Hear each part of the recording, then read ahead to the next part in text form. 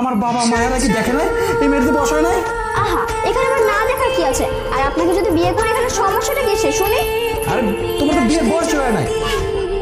হ্যাঁ, এটা কি তুমি পেটে কেন? আমার তো মনে হচ্ছে তুমি প্রেগনেন্ট। হ্যাঁ, অবশ্যই আমি প্রেগনেন্ট। বিয়ে হওয়ার আগে তো আমার একটা বয়ফ্রেন্ড ছিল, এটা হলো তার বেবি। আর এই বেবির আপনি হলে প্রেগনেন্ট বাবা। এই কি বলে তুমি? এই মেয়ের নাকি বয়ফ্রেন্ড আছে, সেই অবস্থায় কিভাবে আমার বিয়ে করবো? আর সেই বয়ফ্রেন্ডের বাচ্চা নাকি তার পেটে? আরে আপনি এত কথা বললেন না তো। আপনাকে আমি দুধটা খাইতে বলছি না, আপনি খান, তারপর হলো আমি বাসা। ওখানে দেখো, একটু সামনে আগা বাড়া। কি ভাবছো তুমি? তুই ভাবছো তুমি একটা বাচ্চা মেয়ে? হ্যাঁ, তোমার সাথে আমি বাসন করবো সেটা কখনোই সম্ভব না। দেখো, থাকো তুমি এই ঘরে, আমি গেলাম। আরে